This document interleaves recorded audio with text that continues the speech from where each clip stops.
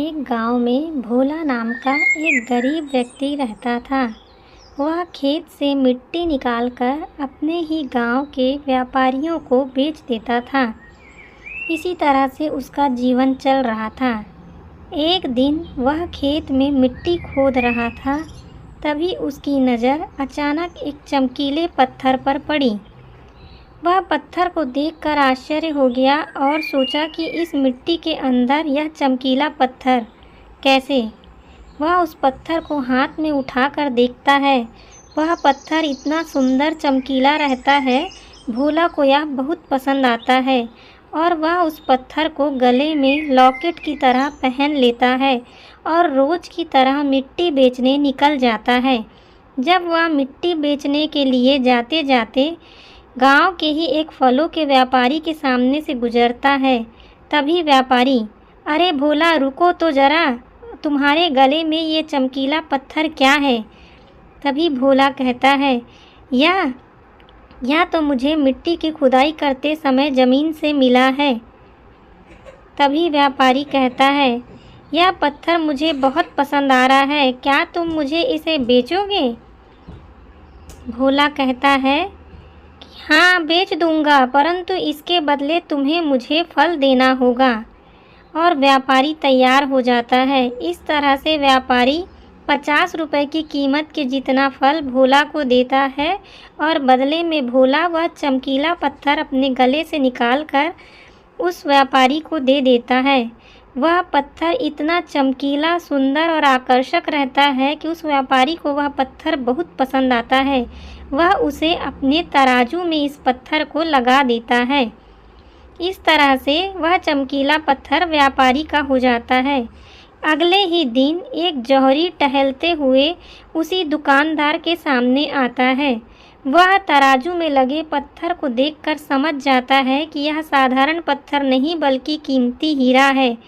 वह उस व्यापारी से कहता है, सुनो भाई, क्या तुम इस चमकीले पत्थर को मुझे बेचोगे? इसके बदले मैं तुम्हें कीमत देने को तैयार हूँ। तभी दुकानदार कहता है, हाँ ठीक है, अगर आपको लेना है तो इसके 100 रुपये चुकाने होंगे, तभी मैं आपको यह चमकीला पत्थर दे सकता हूँ। क्योंकि जौहरी बहुत कंजूस रहता है, वह कहता है, 100 रुपये तो बहुत ज़्यादा है, मैं तुम्हें इसके 80 रुपये दे सकता हूँ।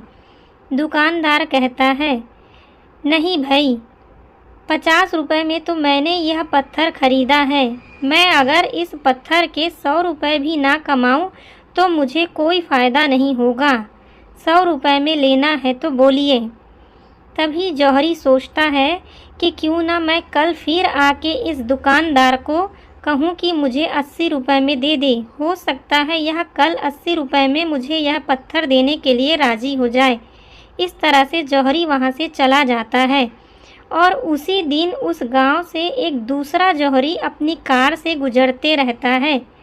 अचानक उसकी कार एक जगह खराब हो जाती है। तब जौहरी सोचता है जब तक ड्राइवर कार को बना रहा है वह थोड़ा गांव की ओर टहल आए। और इसी तरह टहलते हुए वह भी उस दुकानदार के सामने पहुंच जाता है जहां तराजू में वह कीमती हीरा लगा होता है। और वह सोचता है कि वह किसी भी कीमत पर इस कीमती हीरे को खरीद लेगा। और इसी मंशा के साथ वह दुकानदार से कहता है, क्यों भाई, इस चमकीले पत्थर को क्या तुम मुझे बेचोगे? मैं इसके तुम्हें उचित मूल्य देने को तैयार हूँ। तभी दुकानदार, हाँ अगर लेना है तो 100 रुपये में लो, 100 रुपये से 1 रुपया भी कम नहीं लूँगा। अगर आपको 100 रुपये देना है तो ठीक, वरना आगे बढ़िए। इतना सोचते ही जौहरी खुश हो जाता है और वह तुरंत 100 रुपये दुकानदार को दे देता है और बदले में दुकानदार तराजू से वह हीरा निकालकर उस जौहरी को दे देता है। जौहरी का खुशी का ठिकाना नहीं रहता कि उसने मात्र 100 रुपये में बहुत कीमती हीरा खरीदा हुआ है। इस तरह वह खुशी खुशी अपनी कार की ओर आगे बढ़ जाता है। इसी तरह सारा दिन निकल जाता है और दूसरे दिन वह कंजूस जौहरी फिर से उस दुकान पर आता है जहां वह तराजू में उस कीमती हीरे को न देखकर आश्चर्यचकित होकर पूछता है, अरे वह चमकीला पत्थर कहाँ गया जो कल तक इस तराजू में लगा हुआ था, परंतु आज वह पत्थर कहीं दिखाई नहीं दे रहा है। तभी वह दुकानदार कहता है, वह पत्थर, वह तो कल एक आदमी 100 रुपये में मुझसे खरीद कर ले गया। इतना सुनते ही जौहरी गुस्से से तिलमिला उठता है और वह कहता है, 100 रुपये में? अरे मूर्ख, तुम्हें पता नहीं था कि यह चमकीला पत्थर साधारण पत्थर नहीं बल्कि कीमती हीरा था और तुमने उसे मात्र 100 रुपये में किसी को दे दिया। इतना सुनते ही दुकानदार कहता है कि मूर्ख मैं नहीं साहब, मूर्ख तो आप हो। मुझे तो पता नहीं था कि वह चमकीला पत्थर नहीं बल्कि कीमती हीरा है, इसलिए मैंने उसे 100 रुपये में बेच दिया। परंतु आपको तो पता था कि वह साधारण पत्थर नहीं, वह कीमती हीरा है।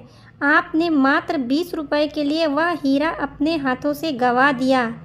और इतना सुनते ही उस जौहरी के हाथ पछतावा और अफसोस के अलावा कुछ हाथ नहीं आता। वह इस बात का अफसोस करता रह जाता है कि काश वह यह हीरा कल ही खरीद लेता।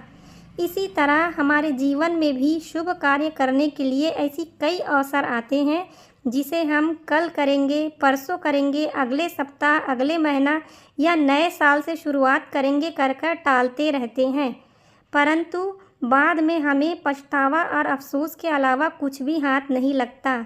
इसीलिए कहते हैं कि शुभ कार्य में कभी देरी नहीं करनी चाहिए। शुभ कार्य जितनी जल्दी हो सके कर लेना चाहिए।